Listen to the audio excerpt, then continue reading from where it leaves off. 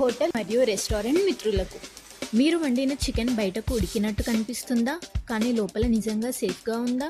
చాలా వంటగదుల్లో మాంసం బాగా ఉడికిందో లేదో తెలుసుకోవడానికి రంగు, టెక్స్చర్ లేదా అంచనాలపై ఆధారపడుతుంటారు. కానీ ఇది ప్రమాదకరం. ఎందుకంటే బయట పూర్తిగా ఉడికినట్టు కనిపించినా లోపల ఇంకా సాల్మనెల్లా వంటి హానికరమైన బ్యాక్టీరియా ఉండే అవకాశం ఉంది. అది ఫుడ్ పాయిజనింగ్కు కారణం కావచ్చు.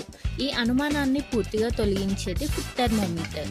ఇది మాంసం లోపలి ఉష్ణోగ్రతను ఖచ్చితంగా చూపిస్తుంది.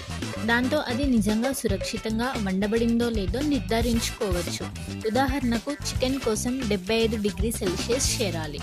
మటన్ సాధారణంగా 63 నుంచి 70 డిగ్రీ సెల్సియస్ వరకు వండాలి.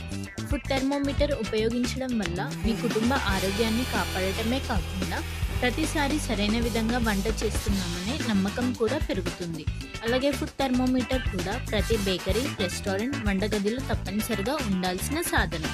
ఇలాంటి మరిన్ని ఫుడ్ సేఫ్టీ టిప్స్ కోసం మా పేజీని ఫాలో అవ్వండి.